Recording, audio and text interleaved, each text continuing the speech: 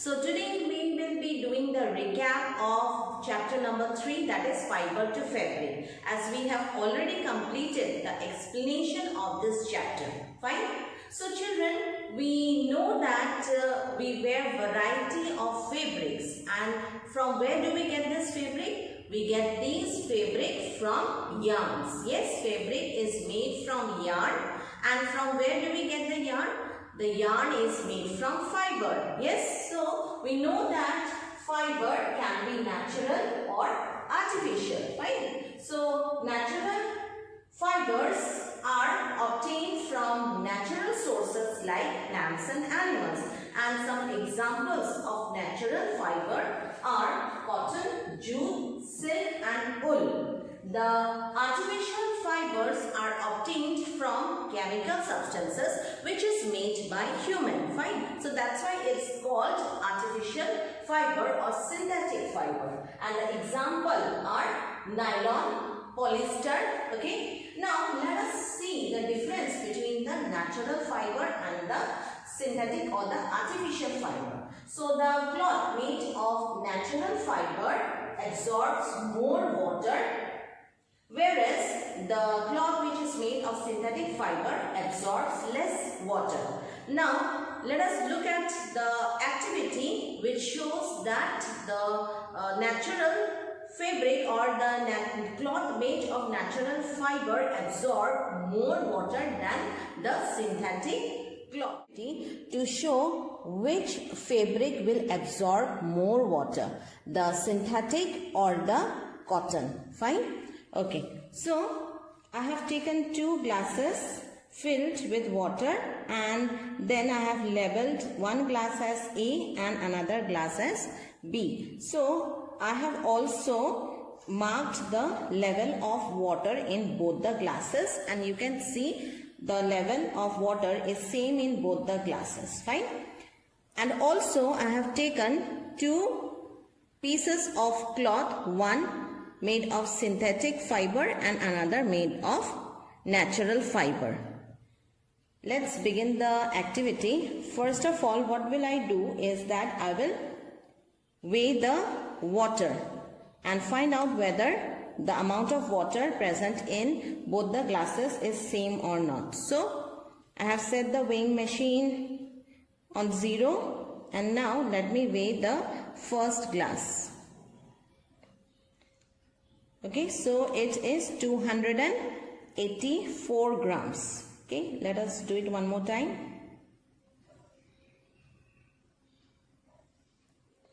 It is 284 gram. Now let us weigh the other glass.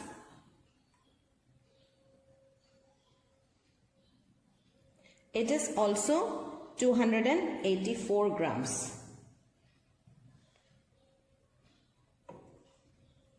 Let us one more time check it. Both are having 284 grams. Okay. Now what we'll do is we'll put the synthetic cloth or dip the synthetic cloth in the glass labeled as A and dip the natural fiber or the cotton cloth in the glass labeled B. Okay, so dip it properly. Fine. Now after that we will take out the cloth and let the water drip out of the cloth. Okay, so it has stopped dripping. Now remove it and keep it. And next we take out the cotton, and then we wait for some time so that the water from the cloth drips out. Okay, that means the water is dripping, means what? The absorption is more by the cotton cloth. Okay, so we have to completely wait till the water stops dripping. Okay, so once it stops dripping, we'll remove it, and then now we'll weigh. Remember that in glass A we have dipped the synthetic cloth, and now let us weighed it. So it is 281 gram. So previously it was 284 grams. So now it's 281 gram. And the glass B.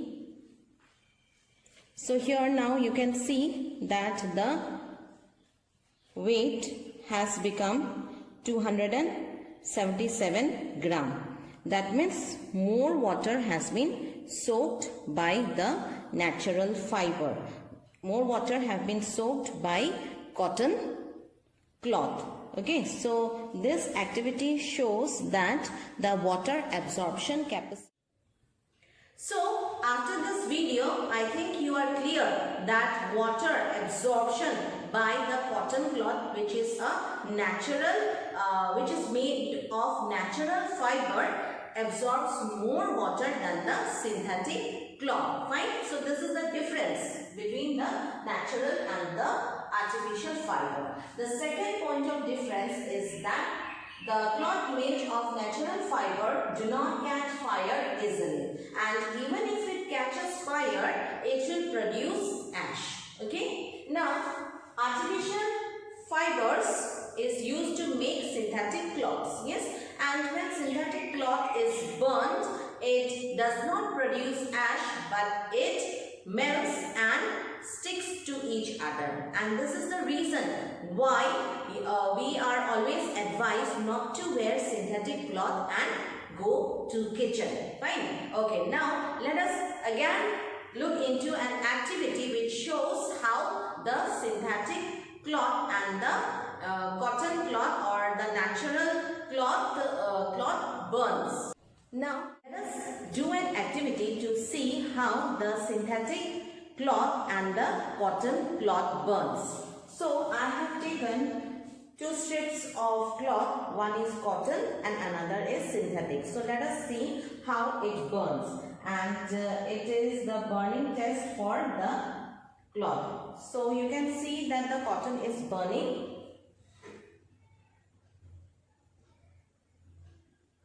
Okay, so you can see that after burning the cotton cloth, ash is formed. Fine, the ash is formed. Now let's see what happens when synthetic cloth is burnt. So here you can see the difference, that when synthetic cloth is burnt, it does not produce any ash, it does not form any ash, and instead it melts. Okay, so it is melting, it's not producing any ash, so it is melting, and this is the difference between the natural cloth and the synthetic cloth when this burning test is done. So children, you have seen that the cotton cloth burns to produce ash, but no ash is produced when synthetic cloth is burned. Instead, it melts and it sticks to each other. Okay. The third point of difference is that the natural fibers or the fabrics made of the natural fiber is rough in texture except silk. Silk is very smooth. Fine. And the fabric made of the synthetic fiber, they are usually smooth in texture. So these are some of the differences between the natural fiber and the synthetic fiber. Yes, so there are lots many differences between these two, but these are the few. Fine. Now next, what did you study in this chapter is how cotton cloth is produced from the cotton fiber, and also you studied about how the jute cloth or the jute fabric is obtained from the jute plants. So let us quickly revise again. Fine. So cotton plants and jute plants are both grown in field. Yes, and cotton plants requires black soil and warm climate to grow. Fine. And in India, it is grown in states like Punjab, then Tamil Nadu, Madhya Pradesh. Fine. So after the plant is grown, the plant produces small lemon-sized fruit which is called cotton ball. So when the cotton ball matures, it bursts open and the fiber is present inside the cotton ball. So when the cotton ball bursts open after maturation, the white fibers are exposed. So that white fiber is collected by hand picking, and then the seeds from the fibers are removed, and this process of removing the seeds from the fiber is called ginning, right? So after ginning, the fiber is spun into yarn. So spinning can be done with the help of charkha or takli, or spinning machines are used in big industries and factories, right? So after the spinning process, the cloth is weaved or knitted into fabric. So for weaving, two sets of yarns are used, which is called warp and weft. One set of yarn is called warp and one set of yarn is called weft, right? But for knitting, only single yarn is used, and after weaving and knitting, we get the final product, that is the cotton fabric. Okay. Now let us understand how do we get the jute fabric from the plant. So the jute plant usually grows in places where the climate is humid, and it grows usually during the rainy season, and we get the jute fibers from the stem of the plants. So after the jute plant is grown, it is usually harvested at the flowering stage of the plant. So after harvesting, the plants are kept immersed in water for few days, and this process is called retting. So retting helps the fibers to be separated from the other parts of the stem, and after few days of this process, the fibers are separated from the stem, and then it is sun dried. So after sun drying it is spun into yarn, and ultimately the yarn is converted into the fabric. Yes, so this is how jute plant gives us what? Gives us the jute fiber, and from the fiber we get the jute fabric. Okay. Now another important part which we studied in this chapter is the history of clothing. In earlier days, people did not use these fibers to make cloth because it was not known. Okay, so people used to wear big leaves of trees, the barks of trees, and the skin of animals, the fur of animals, and as a result they used to cover their body and protect their body from the harsh climatic conditions. After people started to settle in agricultural communities, they started to grow some plants which gives fiber. Fine, and from that fiber the fabric was obtained. But still, after the settlement also, people did not use the fiber to a large extent. They used to weave the twigs and then the vines of plants and then the fleece of animals to make into a cloth type, and then they covered their body with that. Fine. Okay. Now, after a long time, yes, after many years, the Indian people started to grow cotton plants near the regions of river Ganga, and then they obtain fibers from the plant, and then they use those fibers to convert it into fabric. In ancient Egypt, people used to grow the cotton and the flax plants near the regions of river Nile, and then they used to obtain the fiber from this plant and convert it into fabric. Fine. But still, even after that also, they used to just wrap the fabric around their different parts of body.